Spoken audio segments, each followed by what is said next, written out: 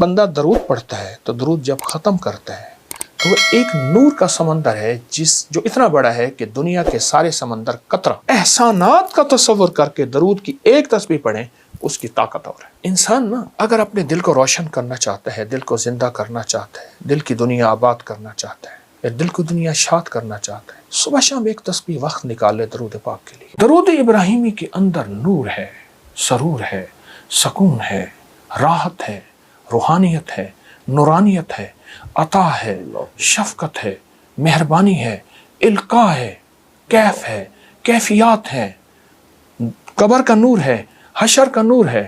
عجیب بات بتاؤ، ہمیں قبر میں جب بندہ جائے گا تو سارے چھوڑ جائیں گے، بھائی نہ تو کام آئے گا نہ کوئی فرزند، عرصہ نہیں کھل جائے گا جب آنکھ ہوئی بند، وہ کام کرو جس سے خدا ہوئے رضامند، ہوشیار کے ہونا ہے تمہیں خاک کا پیوند۔ اللہ یوم یفر المرء من اخی و امہ و ابی و صاحبتہ و بنی، کوئی کام نہیں آئے گا۔ قبر میں رکھ کے اس کو سارے چھوڑ کے چلے جائیں گے، ایک حسین جوان اس کے سرہانے آ کے بیٹھے گا اور نکیرین کے سوال و جواب اور ہر لمحے میں اس کا ساتھ، اندھیروں میں روشنی، بھوک میں کھانے، قبر کے بچھونے، سب کا انتظام۔ کہ تو کون ہے؟ سارے مجھے چھوڑ گئے۔ کہا میں وہ درود ہوں جو تو اٹھتے پڑھتا تھا، بیٹھتے پڑھتا تھا، سوتے پڑھتا تھا، جاگتے پڑھتا تھا، تو مجھے نہیں بھولا، میں تجھے نہیں بھولا۔ اللہ اللہ ہر لمحہ۔ اجازت ہو ایک اور چیز بتاؤں؟ جی جی جی۔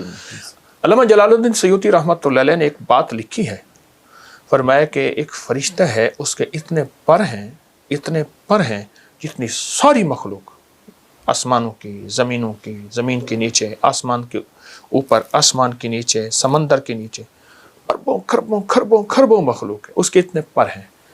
جب فرمایا بندہ درود پڑھتا ہے تو درود جب ختم کرتا ہے تو وہ ایک نور کا سمندر ہے جو اتنا بڑا ہے کہ دنیا کے سارے سمندر قطرہ اللہ کے علم میں ہے، اس سمندر میں ڈبکی لگاتا ہے۔ جب باہر نکلتا ہے تو پروں کو جھاڑتا ہے، ہر پر سے قطرے گرتے ہیں، ہر قطرے سے فرشتہ بنتا ہے اور ہر فرشتہ قیامت تک اس کی طرف سے درود پڑھتا رہے گا۔ اللہ اکبر، اللہ اکبر، اس ایک درود کے صدقے۔ یہ میرے کملی والے کے احسانات ہیں۔ اس لیے میرے شیخ فرماتے تھے درود پاک پڑھتے ہوئے میرے آقا کے احسانات کا استحضار ہو کے خیال، اماں کا احسان، باپ کا، معاشرے کا، محسن کا، لیکن جو کملی والے کا احسان ہے وہ کسی کا نہیں ہے۔ احسانات کا تصور کر کے درود کی ایک تسبیح پڑھیں، اس کی طاقت اور ہے۔ اللہ تو اور کیا کیا اس کی برکات ہیں؟ تو درود شریف سے تو آپ نے اتنا ایسا سما باندھ دیا کہ میں چاہ نہیں رہا کہ آپ اس پہ ابھی یہاں پہ رکیں۔ یہ تو اور کیا کیا اس کے کرامات ہیں درود شریف؟ اللہ انسان اگر اپنے دل کو روشن کرنا چاہتا ہے، دل کو زندہ کرنا چاہتا ہے، دل کی دنیا آباد کرنا چاہتا ہے، دل کو دنیا شاد کرنا چاہتا ہے، صبح شام ایک تسبیح وقت نکال لے درود پاک کے لیے۔ ضروری وقت نکال لے اور درود پاک کو توجہ سے پڑھے۔ مختصر درود پڑھ لے۔ چلو، سب سے مختصر درود ہے صلی اللہ علیہ وسلم، سب سے مختصر درود ہے صلی علی محمد، صلی اللہ محمد۔ یہ بھی مختصر درود ہے۔ کوئی درود پاک مختصر کر لے۔ میں ایک عمل بتاتا ہوں آپ کو، وہ ہے کہ بعض اوقات انسان کی کچھ خطائیں ایسی ہوتی ہیں جن کی وجہ سے اس کی عبادتیں اس کے منہ پہ مار دی جاتی ہیں۔ ایک درویش تھے، وہ اپنی ہر نماز کے بعد، اپنی ہر عبادت کے بعد منہ پہ ہاتھ رکھ لیتے تھے۔ حضرت کیوں؟ پر میں میری سب کچھ کہیں میرے منہ پہ نہ مار دیجیے، اللہ تو اس قابل نہیں۔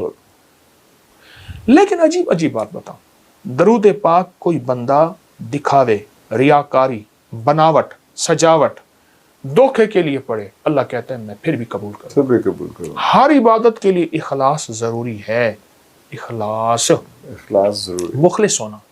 درود واحد ہے، اگر کوئی دکھاوے کے لیے پڑھے، جبکہ مومن دکھاوے کے لیے پڑھ ہی نہیں سکتا، مومن تو اللہ کی رضا کے لیے پڑھتا ہے۔ فرمایا درود پھر بھی قبول ہے۔ اللہ اور یہ جو نماز کی اتحیات میں عرفان صاحب، نماز کی اتحیات میں یہ جو اللہ نے درود رکھا ہے ساری عبادات کے بعد اتحیات ہے، بالکل اتحیات ہے۔ لیکن التحیات سے پہلے آپ یہ دیکھیں، آپ ذرا غور کیجئے گا، التحیات للہ والصلوات والطیبات، بس یہاں تک رک جائیں۔ جب میرے آقا معراج پہ تشریف لے گئے تو اللہ پاک نے فرمایا میرے حبیب کیا لائے؟ تو حضور نے فرمایا میں آپ کے لیے اللہ التحیات للہ والصلوات والطیبات۔ تو اللہ پاک نے اس کا جواب دیا السلام علیکم ایھا النبی ورحمۃ اللہ وبرکاتہ۔